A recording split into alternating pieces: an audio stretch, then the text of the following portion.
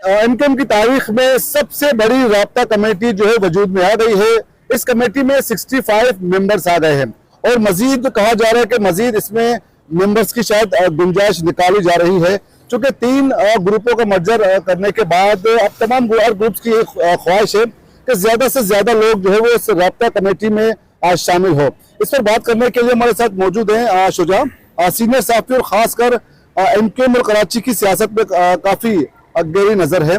जी शुजा, ये बताया कि मतलब अब तक की मेरे ख्याल में एमकेएम की तारीख की सबसे बड़ी राब्ता कमेटी जो है वजूद में आ गई है। ये बताया कि इसकी वजह क्या है कि कितने लोगों को मजीद शामिल किया जाएगा राब्ता कमेटी में? जी बहुत शुक्रिया। देखें, ये बात बिल्कुल आपकी ठीक है कि आज तक एमकेएम पाकिस्तान या एमकेएम कह लें, कभी भी इतनी बड़ी राब्ता कमेटी के मेंबरान नहीं थे। अब सूरत हाल ये है कि राब्ता कमेटी के रूम में जगह नहीं होती है बैठने की और मस्जिद लोगों को ऐड किया जा रहा है। कुछ दिन पहले भी 6 किए गए, मस्जिद ऐड होंगे। अब नई बहस चल पड़ी है कि किन लोगों को राब्ता कमेटी में शामिल किया जाए। तो सुना यह है, जो जराए बताते हैं कि पढ़े लिखे चेहरों को जो है आगे लाया जाए। इस पर बड़ी खलबली मची हुई है कि पढ़े लिखे चेहरे अगर वो लोग हैं जो कि किसी के फेवरेट हैं या फिर जिनको इतना टाइम भी नहीं हुआ पार्टी में, उनको आगे लाया जा रहा है। जिन लोगों ने टाइम दिया, कुर्बानियां दी, बड़ी मेहनत की, उनको साइडलाइन किया जा रहा है। तो इस पर बड़ी चहमगोइयां शुरू हो चुकी हैं। अब सूरत हाल ये है कि टॉप टू बॉटम जो डिस्टर्बेंस है बहुत ज्यादा बढ़ गई है। लोग कहते हैं कि ये मुत्तहद हो गए, तो मेरा मानना ये है कि ये इकट्ठे हुए हैं, मुत्तहद नहीं हुए। ये मर्जर अब तक वो रंग नहीं पेश कर सका अपना जो इससे एक्सपेक्ट किया जा रहा था। अब देखें ना कि अभी सूरत हाल ये है कि नीचे मैसेज जा रहा है कि इनकी कोई भी बात मुस्तनद नहीं है, टेंजिबल बात नहीं करते, या फिर ये कहा जाए कि जो फैसला कर लें उस पर अमल दरामद नहीं करते। बल्दियाती इंतखाबात के बारे में आपने सुना कि खालिद मकबूल सिद्दीकी हो, मुस्तफा कमाल, या कोई भी हो, फारूक सत्तार हो, इतनी बड़ी बड़ी बातें की थी कि शारा फैसल पे धरना दे देंगे, इलेक्शन होने नहीं देंगे, हमारे होते हुए इलेक्शन अगर हम नहीं हुए तो इलेक्शन नहीं होंगे। नतीजा आपके सामने। बाई इलेक्शन जो कराची की 9 सीटों पर होना है कौमी असम्बली की, उस पर आपने जनरल के इजलास में सुना होगा कि किस तरह से कहा जा रहा था कि 16 मार्च को इंतखाबात होंगे, 16 की रात को हम जश्न मनाएंगे, यौम तासीस का लोगों को, कौम को तोहफा देंगे। क्या हुआ कि पीडीएम पीपल्स पार्टी कहती है कि आप बाइकआउट करें, दस्तबरदार हों, ये पीछे हट जाते हैं। तो अब जो है सूरत हाल ये है कि एक नया जो सोच डेवलप हो रही है वो ये हो रही है कि जैसे पीएसपी ने टेक ओवर कर लिया है। पीएसपी मर्ज नहीं हुई बल्कि पीएसपी ने टेक ओवर कर लिया है। तो इसमें कितनी सच्चाई है, इसमें जो असल में कहते हैं ना कि सच्चाई कुछ भी हो, जो परसेप्शन है वो ज्यादा ताकतवर होता है। तो हकीकत यही है कि परसेप्शन ऐसा डेवलप हो चुका है। और जरा ये बताते हैं सीओसी की, जैसे आपने राब्ता कमेटी का कहा, तो इनकी एक सीओसी है, सेंट्रल ऑर्गेनाइजिंग कमेटी, तो उसमें भी बड़ा इजाफा हुआ है। और एक जानिब फारूक सत्तार के ग्रुप के लोग हैं, एक जानिब पीएसपी मुस्तफा कमाल के ग्रुप के लोग हैं। तो अंडरस्टैंडिंग वो डेवलप हो नहीं पाई अभी तक, क्योंकि वैसे तो अभी इनको इतना कोई टाइम भी नहीं हुआ, डेढ़ महीना ही हुआ है। लेकिन जो इनसे ये एक्सपेक्ट किया जा रहा था कि जब ये एक होंगे तो यकीनी तौर पर शहर में बड़ी तब्दीली आएगी, लोगों के चेहरे खुशी से खिल उठेंगे, कराची की सियासत में भौचाल आ जाएगा, इनको जो है ये बड़ा आगे बढ़ के काम करेंगे। तो हमें वो चाम नजर नहीं आया। अब ये मर्दमशुमारी होने जा रही है, उस पर ये बड़ी एक्टिविटी कर रहे हैं, कोशिशें कर रहे हैं कि कराची वालों को सही गिनवा लिया जाए। ये इनकी एक एफर्ट है जो कि कहा जाए कि अच्छी है, पॉजिटिव साइन है कि अगर कराची वालों की गिनती पूरी होती है तो वसाइल भी उसी हिसाब से तकसीम होंगे। तो इसमें इनको क्रेडिट जाता है कि 10 साल की बजाय अब 5 साल में ये मर्दमशुमारी हो रही है, खाना शुमारी हो रही है, तो ये इनका एक क्रेडिट है। लेकिन अभी तक तंजीम साजी ये मुकम्मल तौर पर नहीं कर सके। अब ये जो है 12 मार्च को बागी जिना में एक जलसा करने जा रहे हैं, कुव्वत का मुजाहरा, अवामी कुव्वत का मुजाहरा करेंगे। फिर 18 गालिबन 27-18 मार्च को हैदराबाद में जलसा करें। तो अपने लोगों को इंटैक्ट करने की कोशिश कर रहे हैं। लेकिन सवाल ये है कि अब कम से कम ये जरूर हुआ है कि एक वक्त था कि अगर कोई एमकेएम में था, उसकी बात नहीं मानी जाती थी तो वो ये कहता था या धमकियां दिया करता था, तो उसके बाद एक ऑप्शन था कि वो पीएसपी में चला जाएगा या तहरीक इंसाफ में चला जाएगा, पीपल्स पार्टी में चला जाएगा। तो कम से कम वो जो सूरत हाल है वो थोड़ी सी कम हुई है। लोग इनके पास आके जुड़ रहे हैं और जो है इंटैक्ट भी हो रहे हैं। लेकिन अभी तक वो तंजीम साजी जिसको हम समझते हैं कि हो जानी चाहिए या हो जानी चाहिए थी, जो हम समझते हैं कि अनीस कायम खानी बड़े इस मामले में माहिर है, तो कहीं ना कहीं लैक हो रहा है। कहीं या ये कहने के अनीस कायम खानी बहुत थोड़ा सा पार्टी डिसिप्लिन को फॉलो कर रहे हैं, जो इस तेजी से या इतनी स्पीड वो अपनी नहीं दिखा पाए। तो अभी सूरत हाल ये है कि नीचे तक जो मैसेज है कारकुन को बड़ा डिस्टर्ब हमें नजर आता है, बहुत पैनिक है, और ये वाला जो परसेप्शन है वो बहुत ज्यादा डेवलप हो चुका है कि पीएसपी एमक्यूएम में जम नहीं हुई, बल्कि उसने टेक ओवर करने के लिए आई थी, उसने वो कर लिया है।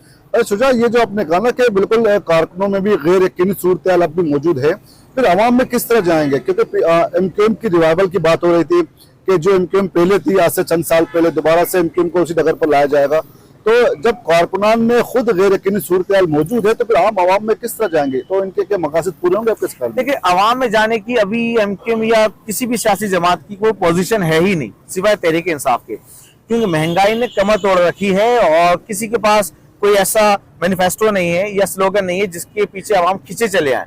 तो आप देखें ना कि बाई इलेक्शन हो या बल्दियाती इंतखाबात हो, नतीजा वोटिंग रेशो का आपके सामने है। अब जो बाई इलेक्शन होंगे उस पर भी आपको पता चल जाएगा। तो ये बड़ा इश्यू है, और पुराना वाला जो वैक्यूम था वो अभी तक बदकिस्मती है कराची की कि वो कोई भी फिलअप नहीं कर सका, चाहे वो मौजूदा एमक्यूएम हो, मर्जर से पहले वाली एमक्यूएम हो, तहरीक इंसाफ हो, पीपल्स पार्टी हो, नून लीग ने वफाक में इतना अर्सा टाइम स्पेंड किया, लेकिन उसके बावजूद उन्होंने यहाँ पे कभी तवज्जो दी ही नहीं। तो यही वजह है कि आज कराची का जो वोटर है वो सिर्फ देखता है कि वो किसको सपोर्ट करे। लोग अब सिस्टम से बदजन हो गए, क्योंकि लोगों को अंदाजा होता चला जा रहा है कि ये सियासतदान है, ये अवामी मफाद के लिए बात नहीं करते। जब ये अपोजिशन में होते हैं तो अवामी मफाद की बात करते हैं, जब हुकूमत में आ जाते हैं तो उनकी राय और इनका मौक़िफ़ तब्दील हो जाता है।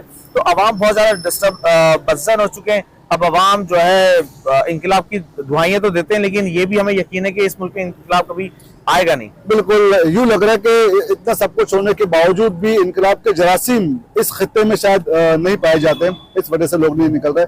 अच्छा, आखिरी सवाल शुजा, ये बताए कि वसीम अख्तर के आउटसाइड होने की बात चल रही थी, इसमें कितनी सदाकत है? देखिए, वसीम अख्तर नाराज होकर घर बैठ गए हैं, इसमें दो राय नहीं है, और अब ये ढकी छुपी बात भी नहीं रही। और सिर्फ वसीम अख्तर नहीं, बहुत से ऐसे लोग हैं जो साइडलाइन हो चुके, मर्जर से पहले भी, मर्जर के बाद भी। और आमिर खान ने गुज़िश्ता रोज जो मुलाकात की गवर्नर सिंध से, तो कहा यह जा रहा है कि शायद आमिर खान ऑन होने जा रहे हैं। तो मुझे नहीं लगता कि वो ऑन होंगे, और उनके बारे में बड़ी चीजें सामने आई, तो वो ऑन एंड ऑफ इसी तरह से चलते रहेंगे कि वो पार्टी के इजलास में शरीक तो होंगे, लेकिन अभी मेरे जरा बताते हैं कि वो पॉलिसी मेकिंग में कहीं पर भी नहीं हुई। अच्छा, वसीम अख्तर के अलावा कौन कौन से नाम इस वक्त आपके पास जरा आपको बता रहे हैं, कौन कौन से रहनुमा इस वक्त साइड बैठे हुए? अच्छा, एक चीज तो ये है कि कुछ लोग नाराज होके चले गए, या कुछ लोग ये समझते हैं कि अब इस पार्टी में कुछ बचा नहीं, तो वो दूसरी जगह उड़ने को जो ना, यानी वो पतंग कहीं और उड़ान भरने को तैयार है। तो वसीम अख्तर के साथ साथ खान साहब का भी यही मामला था, और वसीम अख्तर का सिंपल ये था कि मुस्तफा कमाल वसीम अख्तर की जो एक कॉल वोट चलती रही, वो सबको पता है, कोई ढकी छुपी बात नहीं है। वसीम अख्तर का अपना मौक़िफ़ है, मुस्तफा कमाल का अपना मौक़िफ़ है। तो अब वसीम अख्तर का यही था कि भाई सीनियर डिप्टी कन्वीनर अगर मुस्तफा कमाल को बनाया जा सकता है तो मुझे क्यों नहीं कंसीडर किया जाता। और ये वजह थी जो एक बहुत मेजर इशू था। तो इसके अलावा और भी वजूहत हैं, लेकिन जो प्रोमिनेंट यही है कि ये बड़ा एक इशू आया। और अब जरा बताते काफी दिन हो गए वसीम अख्तर नहीं आ रहे हैदराबाद। सही, बहुत बहुत शुक्रिया। इस वक्त हमारे साथ सुहेल शब्बीर भी मौजूद हैं, और सुहेल से बात करते हैं, चूंकि एमक्यूएम की सियासत पे और कराची की सियासत पे सुहेल शब्बीर की भी काफी गहरी नजर है।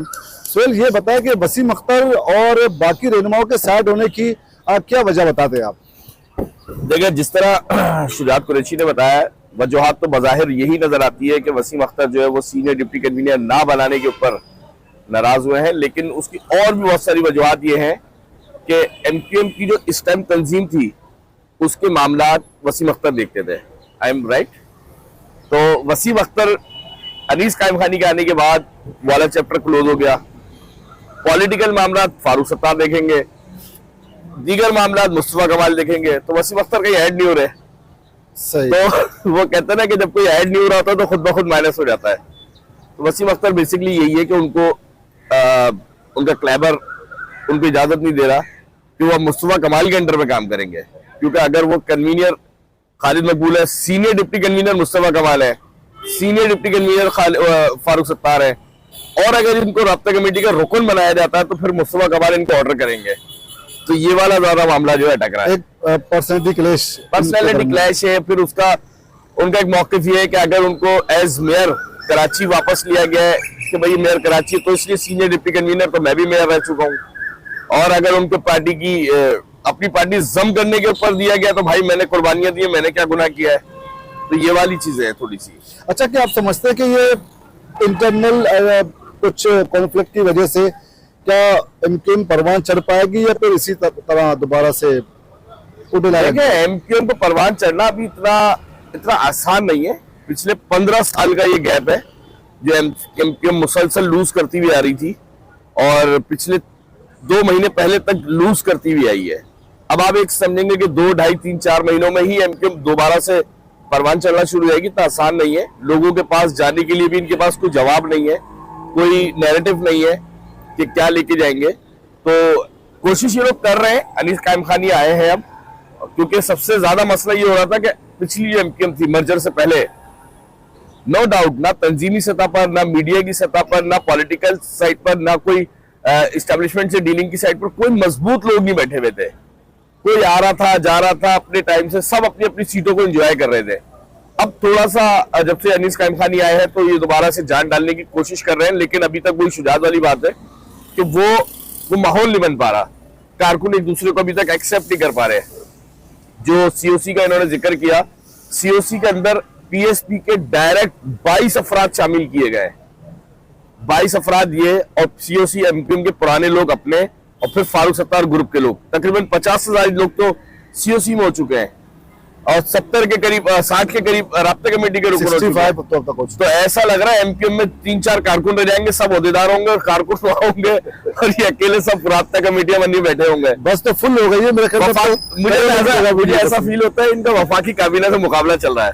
मतलब आप यहाँ 4 बढ़ाते, हम भी यहाँ 4 बढ़ा देंगे। ये वाला सीन ज्यादा लग रहा है मुझे इनका।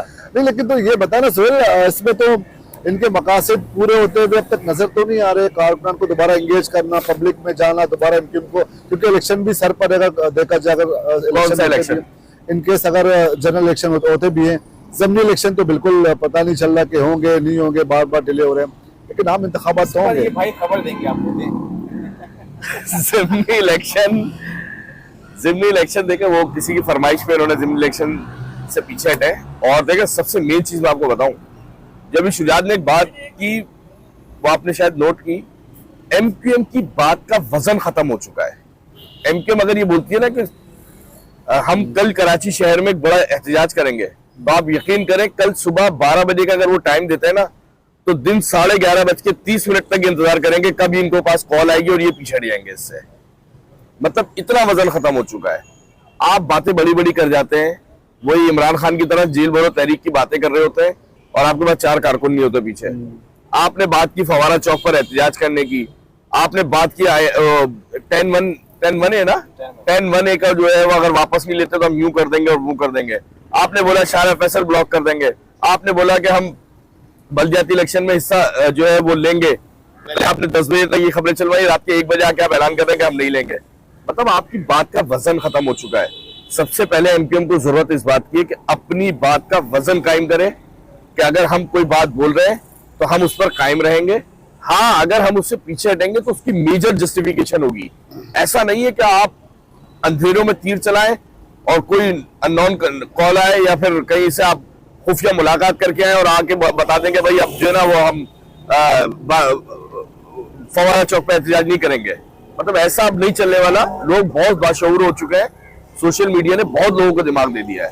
लेकिन सुहेल ये बता कि अगर यही सूरत रही कि एमक्यूएम को रूल कौन करेगा, कौन चलाएगा, क्या वाकई में एमक्यूएम में इस वक्त ऐसी शख्सियत मौजूद है जो कि इस सारे मामलात को चलाए और जिनकी बात में वजन हो और पूरी पार्टी उस बात को लब्बैक कहे, जिससे देखिए मैं शफी एक बात बताऊं, अब परफॉर्मेंस का गेम है एमक्यूएम में। अगर आप, मैं क्या बोलूं कि कितने ही बड़े लीडर को लाके खड़ा कर देना, वो भी इस टाइम एमक्यूएम को नहीं उठा सकता जब तक कोई परफॉर्मेंस नहीं होगी आपके पास, पावर्स नहीं होंगे आपके पास। सिंध गवर्नमेंट, आप एक तरफ तो वफाकी गवर्नमेंट का हिस्सा है, सिंध गवर्नमेंट से आपकी कोलिशन चल रही है। परफॉर्मेंस की बात करो तो आप बोलते हैं कि हमारे हाथ में कुछ है नहीं। तो भाई ये कौन सा खेल है कि मीठा मीठा आप हप करते हैं, कड़वा कड़वा थू थू कर देते हैं। मतलब गवर्नमेंटों के मजे भी आप ले रहे हैं और जो परफॉर्मेंस की बात करें, लोग रोड पे खड़े होकर पूछते हैं कि यार हमारा काम क्यों नहीं हो रहा, तो आप बोलते हैं सिंध गवर्नमेंट की तरफ देखो। ये तो वही वाली बात होगी ना, इमरान खान ने 14 सीटें कराची से ली और हर बार बोला कि सिंध गवर्नमेंट काम करने नहीं देती, तो भाई फिर आपको हमने क्यों वोट दिया था? तो सेम सवाल इनसे भी यही है कि अगर आप वफाकी, आपको सिंध गवर्नमेंट काम करने नहीं दे रही है, अब वफाकी हुकूमत से अलग हो जाए, एंजॉय क्यों कर रहे हैं वहां बैठे हुए आप? वरना फिर वफाकी हुकूमत से कहें तो जरदारी साहब से बात करें, हमारे फैसलों पर अमल दरामद कराएं, हमारे जो मुआहदे उन पर अमल दरामद कराएं, कराची शहर को दें चीजें, कराची शहर के मसाइल हल करें, तो जाके आप कहीं लोगों में खड़े हो सकेंगे। एक जगह आप एंजॉय कर रहे हैं सीटों को और दूसरी जगह आप नैरेटिव बेच रहे हैं कि हमारे पास इख्तियार नहीं है, हम सिंध गवर्नमेंट को आप बुरा भला कह के और अपने आप को फेस सेविंग लेने की कोशिश करते हैं। बिल्कुल बड़ी जिम्मा होने की कोशिश कर रहे हैं। ये शुजात भी शायद कुछ कहना चाह रहे हैं। देखिए, सुहेल शब्बीर की बात को मैं थोड़ा सा आगे बढ़ाऊंगा कि बात में वजन नहीं रहा ना। उसकी वजह क्या है? देखिए ना कि जब इन्होंने फवारा चौक पर आज से 1 महीना पहले यानी कि 12 तारीख को इन्होंने धरने का ऐलान किया था, नासिर शाह पहुंचे, गवर्नर सिंध पहुंचे, उसके बाद इन्होंने कहा कि ठीक है, मुस्तफा कमाल के अपने अल्फाज हैं कि 24 घंटे में ये एक नोटिफिकेशन जारी कर देंगे, उनको उम्मीद थी। और फिर इन्होंने प्ली ये ली थी धरना खत्म करने की कि भाई अमन मशकें चल रही हैं और उसकी वजह से हम चूंकि मुहिब वतन है और हम चाहते हैं कि पुरअमन अंदाज में सारा कुछ हो। PSL है, अच्छा PSL का तो उन्होंने जिक्र भी नहीं किया। जब मैंने उनसे पूछा कि आप अमन मशक की वजह से ये अपना धरना मौखर कर रहे हैं तो फिर PSL शुरू हो जाएगा, फिर उसके बाद करें, उन्होंने कहा नहीं फिर तो हम कर लेंगे। तो आप देखें PSL गुज़िश्ता रोज खत्म हो चुका, लेकिन उनके जो मसाइल थे वो अभी तक हल नहीं हुए। तो अब वो दोबारा धरने की कॉल क्यों नहीं दे सके? उन्हें क्या यकीन दहानी कराई गई थी? तो अब उनकी बात का इसलिए वजन नहीं रहा क्योंकि वो जो कहते हैं उस पर खुद भी पूरा उतर नहीं पाते और फिर वो आवाम से एक्सपेक्ट करते हैं कि वो उनके साथ आकर जुड़े। तो बात यह कि आपको अपनी बात में, कॉल ऑफ फेल में वजन लाना पड़ेगा, उसी वजह से लोग आपसे आके जुड़ेंगे। अभी ये हालिया मिसाल है कि धरना मौखर किया था इस वजह से कि अमन मशक हो रही थी, PSL भी खत्म हो चुका कराची से, उसके बावजूद इनको चाहिए था ना कि आज से भी धरना दे रहे थे अगर इनके मसाइल हल नहीं हुए थे। क्या ऐसी यकीन दहानी इनको हुई है कि ये धरना मौखर क्या मुलतवी हो गया और अब वो नजर हमें कहीं नहीं आ रहा है, मुतालबात वहीं के वहीं है। तो गुज़िश्ता सालों से जो MQM के रोने धोने शुरू हुए वो अब तक जारी है, मसाइल टके के पूरे नहीं हुए। क्योंकि तो वही मसाइल अब भी अपनी जगह मौजूद है। बहुत बहुत शुक्रिया, हमारे साथ मौजूद है सीनियर साफियों ने बिल्कुल अपना तज्जिया पेश किया। अब ये आप पे डिसाइड, अवाम ही आप ही खुद डिसाइड करेंगे कि आप इस सूरत को किस तरह लेके जाएंगे। बहरहाल MQM से माजी में बहुत सी उम्मीदें वाबस्ता थी, चूँकि MQM कराची की एक बहुत बड़ी स्टेक होल्डर, एक बहुत बड़ी जमात हुआ करती थी, लेकिन अब देखते हैं कि MQM में आहिस्ता आहिस्ता जो एक जवाल, एक ऐसी सूरत पैदा हो गई है। दोबारा से मर्जन के बाद एक ख्याल किया जा रहा था कि MQM दोबारा से रिवाइव हो जाएगी और फिर कराची के अवाम के मसाइल कुछ हद तक शायद हल हो सकते थे, लेकिन बहरहाल हमने देखा कि अब भी वही सूरत हाल है और अवाम अपने वही रोना रो रहे हैं। तो अब तक के लिए इतना ही, आइंदा एक और वीडियो के साथ आपके सामने हाजिर होंगे, तब तक के लिए इजाज़त दीजिए। अल्लाह हाफिज़।